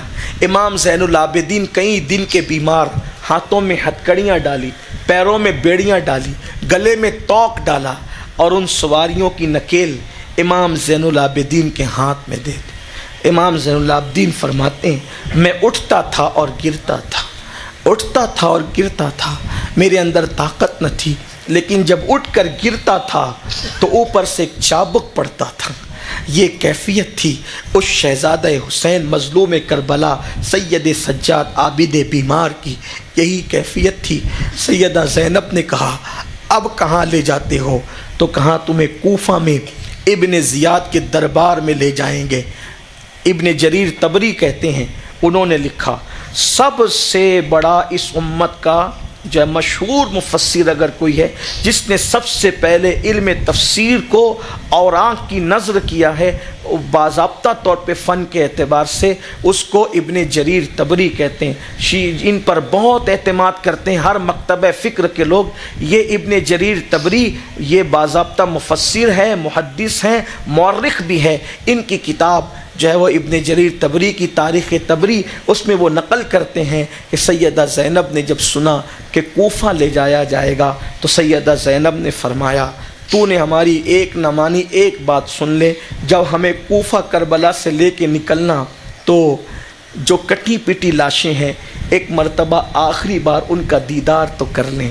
جب سیدہ زینب ان کٹی پٹی لاشوں کے پاس آئی تو دن کے اجالے میں ان کٹی لاشوں کو دیکھ نہ سکی اور مدینے کی طرف رک کے کہا واہ محمدا، واہ محمدا، واہ محمدا، یا رسول اللہ، یا رسول اللہ، یا رسول اللہ، اللہ آپ پر درود نازل فرمائے۔ آقا جس حسین کو آپ چومتے تھے آج وہ بے گور و کفن پڑا ہوا ہے، جس کے لیے سجدے طویل کر دیتے تھے آج وہ قبر کے بغیر اس کی لاش پڑی ہوئی۔ یا رسول اللہ آپ اپنے حسین پہ نظر فرمائے، آپ بھی دیکھیں یہ منظر۔ کہتے ہیں ابن جریر طبری کہتے ہیں جب سیدہ زینب نے اپنے نانا کو پکارا اور آہو بکا کیا، فریاد کی، اس کا اثر یہ تھا اپنے بیگانے سب رو پڑے، اور اس کے بعد ان شہزادیوں کو اونٹ کی ننگی پیٹھ پہ بٹھا کر کے کوفہ کی طرف لے گئے۔ کوفہ میں اعلان کیا، کوفہ میں اعلان کیا، کیا اعلان کیا کہ جو لوگ لوگوں کو راستے پہ لوٹتے تھے، جو لوگ لوگوں کو راستے پہ لوٹتے تھے ان کے سر ہم نے کاٹ لیے، اور ان کے گھر والوں کو، ان لٹیروں کے گھر والوں کو ہم قیدی بنا کے لا دیں۔ یعنی کوفہ والوں کو اس طرح دھوکہ دے کر کے تیار کیا کہ وہ تماشا دیکھیں۔ اور سیدہ زینب سے ایک بار کسی نے پوچھا تھا کہ زینب تمہیں کوفہ میں کہاں کہاں گھمایا گیا؟ سیدہ زینب کہتی ہے 3 مرتبہ ایک دن میں پورے کوفہ کے بازار میں ہمیں گھمایا۔ جب یہ قافلہ پہنچنے والا تھا اعلان ہو رہے تھے کہ وہ جن لوگ جو لوگوں کے راستے پہ بیٹھ کر کے مال لوٹتے تھے ان کے سر آ رہے ہیں، ان کے بال بچوں کو قیدی بنا کر، تو کوفے کی عورتیں چھتوں پر انتظار کر رہی تھی کہ وہ کون لوگ ہیں، دیکھیں تو صحیح۔ ابھی یہ خبر کوفے میں نہیں آئی تھی کہ امام عالی مقام کی شہادت ہوگی، وہ تو یہی سوچ رہے تھے کہ کن کو مارا، ذرا انہوں نے دیکھیں تو صحیح۔ اور وہ عورتیں روٹیاں، کھجوریں اور کھانے پینے کی چیزیں تیار رکھی ہوئی تھی کہ جب وہ قیدی آئیں گے تو ہم قیدیوں کو یہ دے دیں گے، کیونکہ قیدیوں کو کھلانے پلانے کا زیادہ ثواب۔ تو جس وقت تو کوفہ میں وہ قافلہ داخل ہوا، پہلے تو شام کے وقت ہی کوفہ پہنچ گئے تھے، تو رات میں روکا شہر کے باہر کہ اگر رات میں لے جائیں گے تو اس کا تماشا نہیں دکھا سکیں، دن کے وقت لے جائیں تاکہ اس اجالے میں سب دیکھیں۔ اور جب کٹے ہوئے سر آئے تو پہچانے نہ جاتے تھے، اور عورتیں جو تھی اس قافلے پر کھجوریں اور روٹیاں پھینک رہی تھی، صدقہ صدقہ صدقہ صدقہ کہہ کر۔ اتنے دنوں کے بھوکے پیاسے تھے رسول اللہ کے شہزادیاں اور ان کی بہویں اور آقا کریم کے گھر کی وہ مقدس خواتین۔ سب سے کم عمر اس میں سیدہ سکینہ تھی۔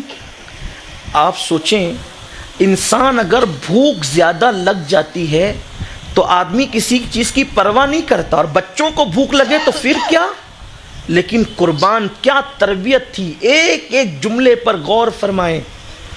آج ہم بھی دین بچانے کی، دین پھیلانے کی بات کرتے ہیں، ہمارے اندر دین پر عمل کا جذبہ کیا ہے؟ ہمارے گھروں میں دین کا ماحول کیا ہے؟ بے شمار لوگ ہیں جو سود کے دھندے بھی کرتے ہیں اور نیک عمل بھی کرتے ہیں، بے شمار لوگ ہیں جن کے گھر کی عورتیں پردے کی پابند نہیں، بے شمار لوگ ہیں جو خود نمازی نہیں، بے شمار لوگ ہیں دین بچانے نکلے، ان کی زندگی میں خود دین نہیں۔ لیکن سوچو، لوگ مولا حسین کے دین پر عمل کرنے کا اندازہ تو لگا ہی نہیں سکتے، لیکن ذرا یہ 7 سال کی شہزادی کا تقویٰ دیکھیں، اتنے دنوں کی بھوک اور پیاس ہے۔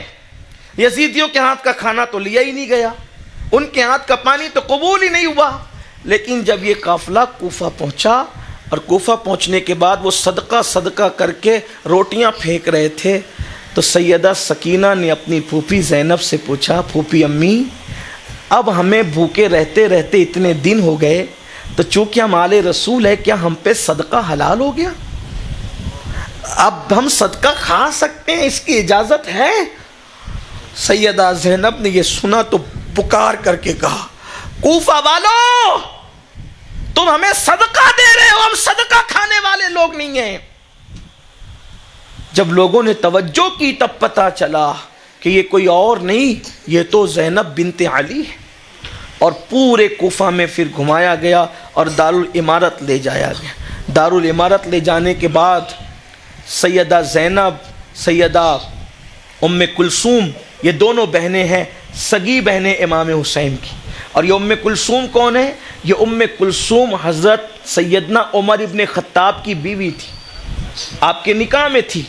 کچھ لوگ اس میں چیٹنگ اس لیے کرتے ہیں، سیدہ زینب کا ذکر بہت کرتے ہیں لیکن ام کلثوم کا ذکر اس لیے نہیں کرتے کیونکہ اگر ام کلثوم کا ذکر کریں گے تو بتانا پڑے گا کہ فاروق اعظم امام حسین کے سگے بہنوئی تھے، اور فاروق اعظم کی بیوہ بھی میدان کربلا میں موجود تھی۔ اس لیے کچھ لوگوں کو صحابہ خلفائے راشدین سے دکھ ہے، درد ہے، تکلیف ہے، اس وجہ سے وہ لوگ ان حقائق کا ذکر نہیں کرتے۔ تو یہ سیدہ ام کلثوم بھی جو ہے وہ قافلے میں موجود تھی، ساتھ ہی امام علی مقام کی شہزادی جناب سکینہ، رباب امام علی مقام کی بیوی، ام اسحاق امام علی مقام کی بیوی، حضرت لیلہ امام علی مقام کی سب سے چہیتی بیوی، اور حضرت شہربانو یہ بھی امام علی مقام کی بیوی، یہ سارا قافلہ وہ تقریباً 14-15 لوگوں پہ مشتمل، تعداد میں اختلاف ہے۔ تو اسی طرح حضرت مسلم بن عقیل کی بیٹیاں بھی ساتھ میں تھیں۔ بہرحال جب لے گئے تو اس وقت راوی بیان کرتا ہے کہ جب سیدہ زینب اور وہ خواتین تھیں تو کوفہ کی کچھ عورتوں نے ان کو گھیر لیا۔ اب جب پتہ چلا کہ سیدہ زینب ہے، اس لیے کہ یہ یہاں رہ چکی تھی، مولائے کائنات جب کوفہ میں تھے سیدہ زینب رہ چکی تھی، بڑی شان سے رہی تھی، جب پہچان لیا تو کوفہ کی کچھ عورتوں نے گھیر لیا، اور جب دربار میں گئی تو سب بیٹھے ہوئے تھے اور وہ شہزادیاں کھڑی ہوئی تھی. ان کو بیٹھنے کے لیے تک نہیں کہا گیا, ان کو بیٹھنے کے لیے تک نہیں کہا گیا. راوی کہتا ہے کہ ان کے بدن پہ پرانے اور پھٹے کپڑے دے دیے گئے, اور اس کے بعد امام زین العابدین جو بیمار تھے ان کو بھی کھڑا رکھا گیا. ابن زیاد پوچھتا یہ دونوں کون ہیں, بار بار پوچھتا یہ دونوں کون ہیں, یہ دونوں کون ہیں. امام زین العابدین کی طرف اور سیدہ زینب کی طرف کر کے پوچھتا یہ کون ہے, یہ کون ہے. کوئی جواب نہ دیا سیدہ نے. تو ایک خاتون نے کہا یہ زینب بنت علی ہے اور یہ حسین کا بیٹا ہے علی ابن حسین. تو اس نے کہا کہ میں نے تو سنا کہ علی قتل ہو گیا, کیا اس کو اللہ نے قتل نہیں کیا؟ تو امام زین العابدین نے فرمایا جو شہید ہوا, لوگوں نے جس کو شہید کیا وہ بھی میرا بھائی تھا, اس کا نام بھی علی تھا, وہ بھی علی نام کا تھا, میرا نام بھی علی ہے.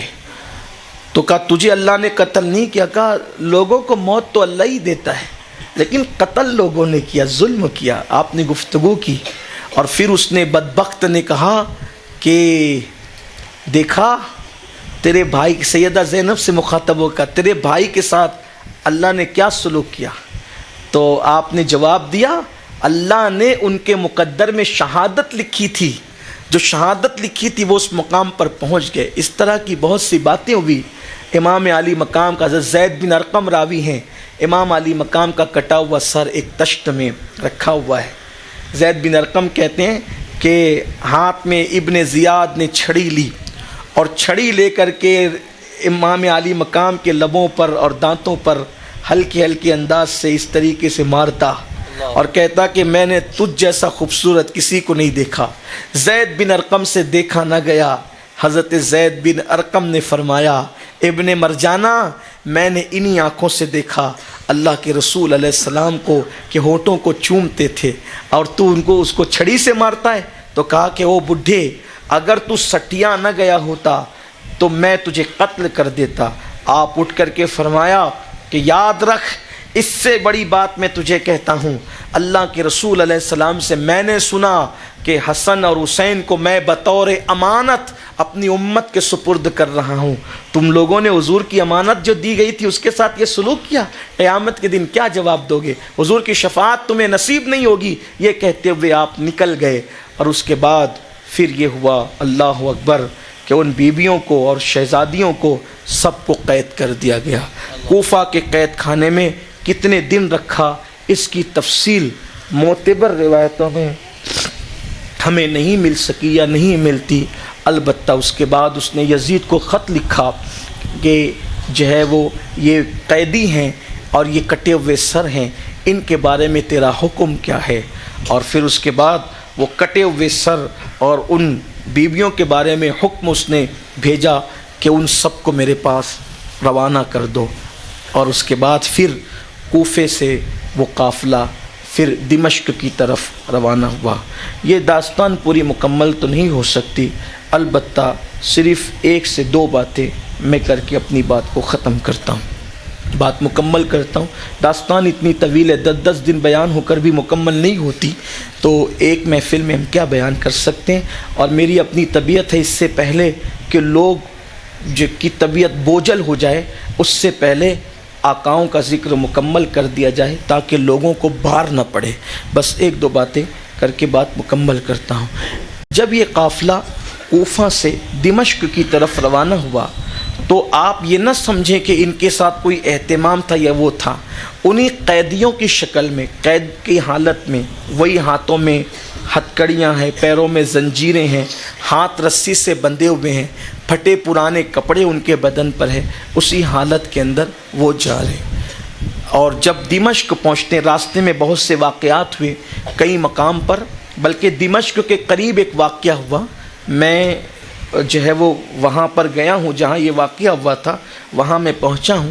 جب ملک شام میں پہنچا تو مجھے بتایا گیا کہ امام علی مقام کا سر ایک راہب نے ایک پتھر پہ رکھا تھا, تو وہ پتھر بھی اب تک موجود ہے اور وہ گرجا بھی اب تک موجود ہے, لیکن وہ گرجا اب نہیں ہے بلکہ اب وہ گرجا کو مسجد میں تبدیل کر دیا گیا, وہ مسجد بن چکا ہے. تو پھر ہم وہاں گئے تھے اپنے قافلے کے ساتھ, تو وہاں دمشق کے راستے میں ایک واقعہ رونما ہوا کہ جب یہ لوگ وہاں پہنچے تو ایک جگہ قیام کیا، تو وہ راہب جو کبھی اپنے گرجا کے باہر نہیں نکلتا تھا تو وہ نکلا باہر۔ بعض لوگوں نے اس کو کوفہ کے سفر میں بیان کیا، لیکن یہ جو ہے وہ جو مسجد اور یہ گرجا ہے یہ ملک شام کے سفر کی بات ہے۔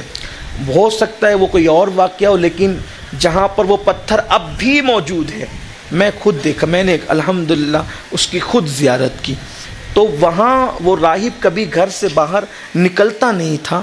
ایک دن وہ اس کو بتایا گیا تھا کہ ایک قافلہ یہاں آ کر کے رکے گا اور ان کے ساتھ امام حسین نواسے رسول کا کٹا ہوا سر ہوگا۔ تو وہ اسی انتظار میں تھا، وہ نکلا تو اس نے دیکھا کہ کٹا ہوا سر ہے پیشین گوئی کے مطابق، تو اس نے کہا کہ یہ سر کس کا ہے؟ انہوں نے کہا کہ ہمارے نبی کے نواسے کا سر ہے اور اس کو کاٹ دیا ہے۔ تو کہا کہ اگر میں اس کو ایک رات کے لیے تم سے طلب کروں تو کیا تم مجھے اسے دے سکتے ہو؟ تو انہوں نے کہا دیں گے، لیکن اس کے بدلے میں تمہیں کچھ دینا پڑے گا۔ کہا میں راہب آدمی ہوں اور گرجا میں پوری زندگی گزری، میں نے اپنی زندگی میں 80,000 درہم کمائے ہیں ٹوٹل، وہ سب کے سب میں تمہیں دیتا ہوں، اور ایک رات کے لیے یہ سر مجھے دے دو۔ تم نے تو یہاں قیام ہی کرنا ہے، یہ سر یوں ہی لے کر کے بیٹھو گے، تو بہتر ہے کہ ایک رات مجھے دے دو۔ اور جب وہ لے کر کے وہ سر اس نے دھویا، خوشبو لگائی، اور رات بھر وہ کھڑا رہا۔ وہ دیکھتا ہے کہ پوری رات جو ہے وہ اس سر مبارکہ پہ انوار کی بارش ہوتی رہی، اور جب صبح قریب آئی تو وہ لبوں کو جنبش ہوئی، اور جب لبوں کو جنبش ہوئی تو فرمایا کرتا کیا ہے، کلمہ پڑھ کے مسلمان ہو جا۔ اس لیے کہ جو ہم اہل بیت سے محبت کرے اس کا صلہ یہ نہیں ہے کہ وہ جہنم میں چلا جائے، تو بھی جنتی ہو جا، اور وہ کلمہ پڑھ کے مسلمان ہو گیا۔ اور پھر بعد میں وہی گرجا مسجد میں تبدیل ہوا۔ جب ہم لوگ پہنچے تو وہ پتھر کی بھی زیارت کی، اور وہاں ایک مدرسہ چل رہا تھا۔ اس وقت بڑی رقت طاری ہوئی پورے قافلے پر کہ وہ پتھر لوگوں نے دیکھا جس پر اس راہب نے امام کا سر رکھا تھا۔ اس سلسلے میں پھر دمشق کے قریب قافلہ پہنچا تو ایک واقعہ وہاں پر اور ہوا، اسی پر بات مکمل کرتا ہوں۔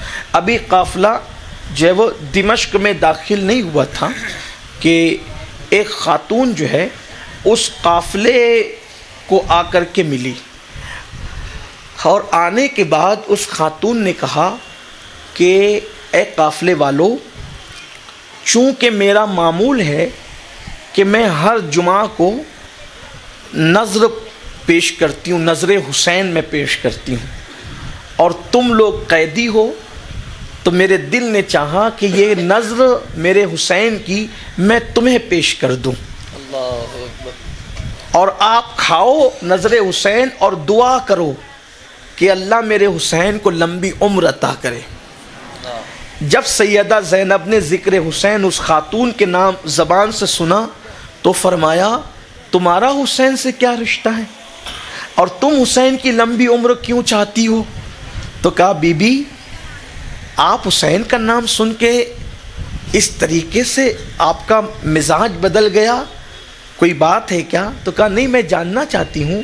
کہا آپ قیدی ہیں، آپ صدقہ کھائیں حسین ابن علی کا، آپ تفصیل میں کیوں جاننا چاہتی؟ کہا نہیں مجھے جاننا ہے، اور بہت روئی اس لیے کہ کٹے ہوئے سر ساتھ تھے۔ تو کہا حسین کی عمر کی درازگی کے لیے تم کیوں یہ کام کرتی ہو؟ تو اس خاتون نے کہا بی بی بات یہ ہے کہ میں مدینے میں پیدا ہوئی، مدینہ منورہ میں پیدا ہوئی، اور میرے باپ صحابی تھے، اور بعد میں ہم لوگ ملک شام آ گئے، لیکن جب مدینے میں پیدا ہوئی تو اس وقت میں اتنی بیمار ہوئی کہ طبیبوں نے کہا یہ بچی اب بچے گی نہیں، یہ مر جائے گی۔ جب طبیبوں نے جواب دے دیا، میرے امام کہتے ہیں سب طبیبوں نے دے دیا ہے جواب، آہ عیسیٰ اگر دوا نہ کرے، تو جب طبیبوں نے جواب دے دیا تو میرے بابا مجھے اٹھا کر مصطفیٰ جان رحمت کی بارگاہ میں لے گئے اور کہا یا رسول اللہ اس کی جان ختم ہوتی ہے، طبیبوں نے جواب دے دیا کہ یہ بچی مر جائے گی، اب یہ زندہ نہیں رہے گی، آقا کرم فرما دیں، یا رسول اللہ کرم فرما دے، میری بچی کی جان بچ جائے۔ بس اتنا سننا تھا، یہ گفتگو ہو رہی تھی، ایسے میں ایک چاند سا شہزادہ حضور کے حجرے سے نکل کے آیا اور حضور کے سینے کی طرف اس نے چوکڑی لگائی۔ میرے آقا نے اس کو گود میں لیا، اور جب میرے بابا نے دیکھا کہ وہ چاند سا شہزادہ وہ چوکڑی بھرتے ہوئے سینے پر آ گیا تو جان گئے کہ گھر کا شہزادہ ہے۔ عرض کی یا رسول اللہ میری بچی پر نظر فرما دیں، ورنہ میرے گھر کا ایک چراغ ہے وہ بھی گل ہو جائے گا۔ ایسے میں وہ شہزادہ اس طرف متوجہ ہوا کہ جہاں پر میں پڑی ہوئی تھی، اور اس نے اپنا ہاتھ میرے جسم سے مس کیا، اور اسی کے بعد اللہ نے مجھے شفا عطا کی۔ وہ شہزادہ کوئی اور نہ تھا، وہ حسین ابن علی تھے۔ تو میرے بابا نے مجھ سے کہا بیٹی جب ان کی وجہ سے اللہ نے تجھے نئی زندگی دی ہے تو جب تک تو زندہ رہنا حسین کی طرف سے صدقہ پیش کرتے رہنا اور دعا کرواتے رہنا، جن کو تو وہ صدقہ کھلائے، غریبوں کو، مسکینوں کو، کہ وہ دعا کرے کہ اللہ خیر سے حسین کو لمبی عمر عطا فرمائے۔ کیوں؟ حل جزاء الاحسان الا الاحسان، احسان کا بدلہ کیا ہے مگر احسان۔ تو انہوں نے، ان کی وجہ سے میری عمر بچی، تو اللہ تعالیٰ کی بارگاہ میں ہر جمعہ کو جو ہے وہ اللہ کے لیے صدقہ کرتی ہوں تاکہ لوگ دعا کرے کہ میرے حسین کی عمر دراز ہو جائے۔ اتنا سننا تھا کہ سیدہ زینب پھوٹ پھوٹ کے رو پڑی اور فرمایا اب یہ تیرا حسین جس کی تو لمبی عمر کے لیے نظر کرتی ہے، اس کا کٹا ہوا سر ہمارے سامنے ہے۔ اور یہ کہا، اس نے چیخ ماری اور کہا کہ یہ کیا ہوا اور کیسے ہوا۔ اور اس کے بعد سیدہ زینب پاک نے اس کو بھی وہ داستان بتائی، جتنا وہ سن سکتی ہے یا جتنا بیان کر سکتی تھی۔ وہ خاتون بھی کربلا کی داستان بیان کرنے والوں میں ایک ہے۔ لوگوں کو ایسا لگتا ہے کہ داستان کربلا چندی لوگوں نے بیان کی، ایسا نہیں ہے۔ امام زین العابدین جب تک رہے آپ پوری زندگی لوگوں کو، ملنے والوں کو داستان کربلا بیان کرتے رہے، روتے رہے۔ امام زین العابدین تو واقع کربلا کے بعد نہ کبھی ٹھنڈا پانی پیا، نہ کبھی مسکرائے، لوگوں سے بات بھی کم کرتے تھے۔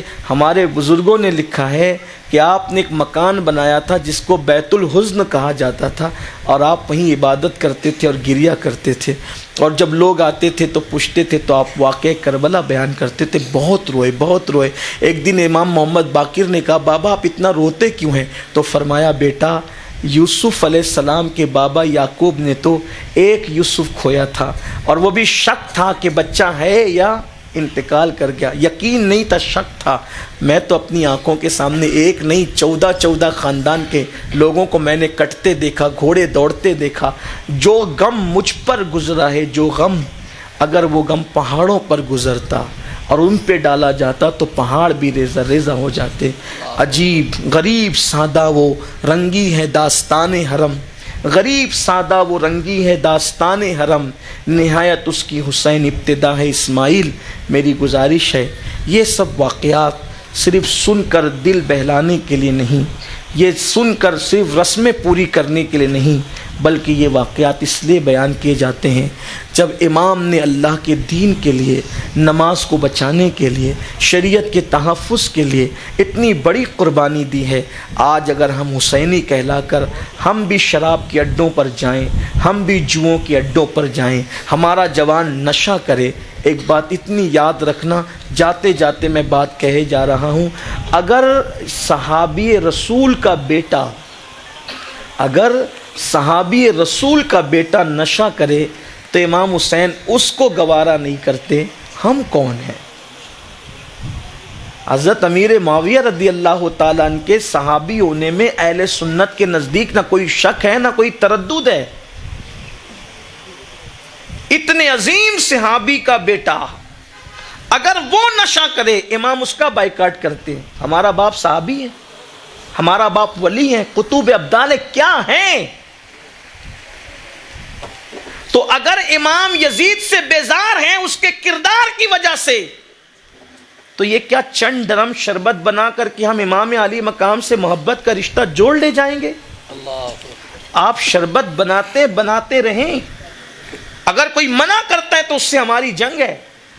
ہم لوگوں کو بتاتے ہیں کہ لوگ کہتے ہیں کہ کتے کو پانی پلانے پہ جنت مل گئی، جب کتے کو پانی پلانے پہ جنت مل سکتی ہے تو امام کے نام کا شربت پلانے والا کیسے محروم رہے گا؟ یہ بات ہم لوگوں کو بتاتے ہیں، لیکن سنیوں، میرے جوانوں، آپ سے کہتا ہوں آپ عاشورہ کے دن بھی فجر کی نماز بستر میں چھوڑ دیں، عورتوں پر پاپ کی نظر ڈالیں، حرام دھندے کرتے رہیں، تو ہم حسینی کیسے ہو سکتے ہیں؟ اللہ یزید میں اور ہم میں فرق کیا رہ گیا؟ بلکہ وہ تو یزید کہلا کر یزید بنا، اور ہم لوگ حسینی کہلا کر یزیدی کردار زندہ کر رہے ہیں۔ اللہ اگر آپ اجازت دیں تو میں ایک بات آپ سے عرض کروں، ختم کرتے ہوئے، بات تو ختم کر رہا تھا لیکن یاد آیا، یزید کی زندگی کا اینڈ کیسے ہوا، اس کا اختتام کیسے ہوا، اس بارے میں کئی روایتیں ہیں۔ دو باتیں، ایک تو عقد الفرید سے بیان کر رہا ہوں، عقد الفرید کے اندر ایک روایت ہے، اور دوسری روایت کثیر کتب کے اندر جو ہے وہ لکھی گئی ہے۔ کثیر کتب میں جو بات لکھی گئی وہ یہ ہے کہ یزید بہت موٹا تھا، بہت زیادہ موٹا تھا، اور بہت سفید رنگ تھا اس کا، اور کتے اور سور پہ جیسے بال ہوتے ہیں ویسے اس کے بہت گھنے بال تھے، اور عورتوں کا دلدالہ، شراب کا عادی۔ اس کے سرہانے گانا گانے والی کنیزیں ہوتی تھی، وہ بندر نچاتا تھا، عورتوں پر تو وہ پاپ کی نظر ڈالتا ہی تھا۔ حضرت خواجہ حسن نظامی جو ہے، حضرت محبوب الہی کے جو سجادہ نشین گزرے، انہوں نے تو یہاں تک لکھا کہ اس نے اپنی سوتیلی ماں کو بھی پاپ کی نظر سے نہ چھوڑا، اتنا گندا تھا وہ۔ شیخ عبدالحق محدث دہلوی رحمۃ اللہ علیہ لکھتے ہیں کہ وہ امہات المومنین کے بارے میں بھی گندی باتیں کرتا تھا، اور کیا بات کرتا تھا شیخ صاحب نے لکھا، لیکن میری زبان میں اتنی طاقت نہیں کہ وہ امہات المومنین کو جو کہتا تھا میں وہ یہاں کہہ کر کے سناؤں، میں نہیں کہہ سکتا اس کو، وہ بات کو، بلکہ میں، حالانکہ نقل کفر نہ باشد یہ بات ہے، لیکن میرے جگر میں اتنی طاقت نہیں کہ میں اس کو نقل بھی کر سکوں، اتنی پلید بات وہ کہتا تھا۔ میں سمجھتا ہوں کہ 1400 سال میں نہ اس سے پہلے کسی نے کہا، اس سے پہلے تو کوئی کہہ بھی نہیں سکتا تھا، وہ خیر القرون تھا، لیکن اس کے بعد اتنے گندے گندے لوگ پیدا ہوئے، کسی نے ایسی بات نہیں کی جو وہ کہتا تھا۔ تو جب وہ مرا تو اس کے سرہانے شراب کے مٹکے رکھے ہوئے تھے، اور گانے والی عورتیں گانے گا رہی تھی، اور وہ شراب کے نشے میں مرا، وہ اس کو اسی حالت میں موت آئی۔ یہ تو ایک بات ہوئی، لیکن صاحب عقد الفرید نے جو لکھا ہے اس کو سنیں آپ۔ اس روایت کو بیان کرنے والا سرجون ہے، اور سرجون وہ ہے جو بچپنے سے اس کا ساتھی تھا، بلکہ یزید پلا ہے سرجون کی گود میں، اور یہ تھا یہودی۔ ایک لڑکی تھی، وہ بھی یہودی تھی، اور وہ تھی بڑی خوبصورت، بڑی حسین و جمیل تھی۔ اس سے یزید کے حرام تعلقات تھے، ناجائز تعلقات، اور اسی لڑکی سے سرجون کے بھی حرام ناجائز تعلقات تھے۔ تو چونکہ یہ تھے گہرے دوست، ایک دوسرے کے رازدار تھے بڑے، لیکن آپ جانتے ہیں نا کہ لڑکی اور دولت یہ ایسی چیز ہے کہ سگے بھائیوں میں بھی قتل ہوا اسی وجہ سے۔ آپ کیا سمجھتے ہیں دولت کو، سلطنت کو، حکومت کو، عورت کو؟ کیا حابیل قابیل کے درمیان جو قتل ہوا ہے وہ تو ڈائریکٹ حضرت آدم علیہ السلام کے سگے بیٹے تھے۔ بہت خطرناک چیز ہے۔ میرے آقا علیہ السلام نے فرمایا بنی اسرائیل میں سب سے پہلے جو فتنہ پیدا ہوا وہ عورتوں کی وجہ سے ہوا، اور مجھے بھی ڈر لگتا ہے کہ میری امت کا سب سے بڑا جو فتنہ ہوگا وہ عورتوں کی وجہ سے ہو۔ آج آپ دیکھ لیں، صابن پر عورتوں کی تصویر، انٹرنیٹ پر عورتیں، فیس بک پر عورتیں، یوٹیوب پر عورتیں۔ یہ عورتوں سے لوگوں کو کیا محبت ہے کہ ہر جگہ عورت کو رکھا، وہ بھی ننگا کر کے رکھا۔ دنیا جانتی ہے کہ حسن کے بغیر آپ کا ایمان نہیں چھینا جا سکتا، اس لیے ساری دنیا نے ننگا کر دیا ہے، اور ہم ہیں کہ اسی ننگے پن میں ڈوب رہے ہیں۔ اللہ کے بندوں خیال کرو، مولائے کائنات کا قاتل بھی عورت کی وجہ سے اس طرف گیا، یہ بھی ایک تفصیل ہے، ورنہ وہ تو مولائے کائنات کے ساتھ سائے کی طرح لگا رہتا تھا۔ آپ تاریخ اٹھا کر پڑھیں، میں ادھر نہیں جاؤں گا ابھی۔ آپ نے عورت کے فتنے کو سمجھا کیا ہے؟ یہ جو آپ کالج میں، یونیورسٹی میں، اسکول میں، محلے میں، اور یہ فلموں کے انداز کے اندر جو لڑکیوں سے دوستی کر رہے ہیں، اس کا انجام اچھا نہیں ہے۔ جو عورت کو پاپ کی نظر سے دیکھے، حدیث پاک میں آتا ہے کہ موت کے وقت اس کی زبان پہ کلمہ بھی جاری نہیں ہوتا۔ اور آج یہ فیشن بنا ہوا ہے، فیشن ہے یہ کہ بس دوستیاں کیے جاؤ، ورنہ کیا بات ہے، بلکہ تانا دیا جاتا ہے۔ جس مرد کی زندگی میں عورت سے ناجائز تعلقات نہ، وہ مرد کہلانے کا حقدار تھوڑی ہے، وہ تو بزدل ہے۔ لوگوں سے بزدلی کا تانا گوارا کر لو مگر حرام کی طرف نہ جاؤ. وہ اور لوگ ہوں گے جو اس راستے کے بہادر بنتے ہیں. واللہ پاپ کر کے بہادر کہلانے سے بہتر ہے کہ متقیوں کے بزدل کہلا لو. ٹھیک، لوگ بزدل کہتے ہیں، کہتے رہے، لیکن ہمیں اس طرف نہیں جانا. بائیں رستے نہ جا مسافر سن، مال ہے راہ مار پھرتے ہیں. تو سرجون کی اور اس کی وہ لڑکی سے تعلقات تھے، لیکن چونکہ وہ تھی یہودی اور سرجون بھی تھا یہودی، اس وجہ سے وہ زیادہ دل سے سرجون کو چاہتی تھی، یزید کو. اور یزید کے دامن پر ایک داغ بھی تھا کہ یہ اپنے نبی کے نواسے کا نہ ہوا تو یہ ہمارا کیا ہوگا. لوگ تو اپنے انداز سے دیکھتے ہیں نا ہر چیز کو. ایک دن یزید نے اس لڑکی سے کہا کہ میں تجھ سے شادی کرنا چاہتا ہوں. اس نے کہا میں نے نہیں کرنا. اس نے زور دیا کیونکہ وہ بادشاہ تھا، بادشاہی کے دولت اور سلطنت کے نشے میں کچھ بھی کرنا چاہتا تھا. اس لڑکی نے سرجون کو کہا کہ یہ مجھ سے شادی کی بات کرتا ہے، میں منع کرتی ہوں تو زور ڈالتا ہے. سرجون نے اس کو کہا کہ ایسا ایسا تو نے کرنا ہے. جو پلان اس نے سیٹ کر کے بتا دیا، پھر ہم آزاد رہیں گے. تو اس لڑکی نے کہا کہ ایک شرط ہے، شادی کا معاملہ طے کرنے کے لیے آپ کو فلاں مقام پر اکیلے آنا ہوگا، آپ کا کوئی فوجی دستہ ساتھ نہیں ہوگا اگر محبت ہم سے ہے تو. یہ چلا گیا. تھا چونکہ بہت موٹا، زیادہ موٹا تھا، اتنا موٹا اس کا موٹاپا بتایا گیا ہے کہ وہ بہت دیر تک کے کھڑا نہیں رہ سکتا تھا. آپ اس کا ایک اندازہ آپ کو لگ جائے گا کہ وہ کیسا تھا. شراب میں ڈوبا رہتا تھا. ابن کثیر نے لکھا ہے کہ شراب کا اتنا عادی تھا کہ اس نے سفر حج میں بھی شراب نہیں چھوڑی. سفر حج میں بھی اس نے شراب پی. بہرحال تو اس لڑکی کے پاس اس کو جانا تھا، اس نے اکیلے بلایا تھا، وہ گیا. جانے کے بعد لڑکی نے کہا کہ تھوڑا ذرا گھوڑا دوڑاتے ہیں، اور دونوں کچھ دیر تک گھوڑا دوڑاتے رہے. چونکہ موٹا آدمی دوڑے گا یا محنت کا کام کرے گا تو جلدی تھکے گا. اس کے بعد گھوڑا دوڑاتے دوڑاتے اس نے کہا کہ اس طرح دو گھوڑے دوڑتے ہیں اچھا نہیں لگتا، آپ میرے گھوڑے پر آ جائیں. تو وہ لڑکی موقع پا کر اس نے چھلانگ لگائی اور اس کے گھوڑے پر چلی گئی. اور جب اس کے گھوڑے پر گئی تو اس نے بہت تیزی سے گھوڑا دوڑانا شروع کیا اور بہت دوڑایا. وہ روکتا رہا، رکو رکو رکو، لیکن وہ دوڑاتی ہی رہی. اب جب گھوڑا دوڑتا ہے تو اچھلتا ہے نا، انسان کا جسم پورا اچھلتا ہے گھوڑے پہ جب آدمی بیٹھے گا تو. اور موٹے آدمی تو ہنسے گا بھی تو اس کا جسم اچھلتا ہے، تو گھوڑے کے دوڑنے پر کیا ہوا ہوگا. تو اس کو پیاس کی شدت بڑھی، اور جب پیاس کی بہت شدت بڑھی اس کی اور اس کی کیفیت جو ہے وہ عجیب ہو گئی، تو اس وقت اس نے گھوڑا روکا. اور جب یہ گھوڑے سے اترا تو سیدھا گرا. گرنے کے بعد اس نے پیر رکھا اس کے سینے پر اور فرمایا جو آل نبی کے ساتھ وفا نہ کرے وہ مجھ سے شادی کر کے میرے ساتھ کیا وفا کرے گا. اور یہی کہہ کر کے پیاس کی حالت میں، جب وہ پیاس کی وجہ سے پانی مانگ رہا تھا، اس کی شہرک کو کاٹ دیا اور وہ غائب ہو گئی. اس کے بعد پھر کبھی اس کا پتہ نہ چلا. اس کی لاشیں ڈھونڈتے رہے ڈھونڈنے والے.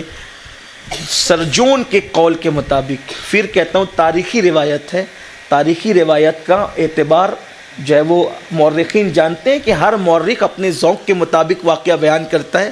اس کی لاش ڈھونڈنے والے ڈھونڈتے رہے لیکن کئی دن تک نہ پا سکے. جب اس کی لاش تک پہنچے تو اس کی لاش سے بدبو شروع ہو چکی تھی اور اس کے جسم میں کیڑے پڑ چکے تھے. اس کیفیت میں جو ہے وہ پایا گیا. یہ اس کا انجام ہوا. دوسری روایت میں نے بیان کر دی جو آپ نے سنا، اور یہ ایک روایت، یعنی کہ یزید کی موت کا سبب ایک لڑکی کا عشق بنا، ایک لڑکی کی محبت بنی، اور وہ بھی یہودی لڑکی کی محبت اس کے دنیا سے جانے کا سبب بنا. اللہ والو، اللہ کے بندو، حسینی کہلانے والو، امام حسین کی یہاں تقویٰ ہے، خشیت ہے، پرہیزگاری ہے، اللہ کا خوف ہے.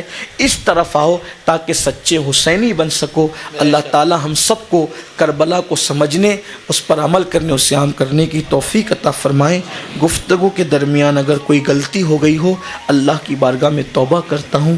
استغفر اللہ ربی من کل ذنب واتوب الیہ وما علینا الا البلاغ. السلام علیکم ورحمۃ اللہ وبرکاتہ.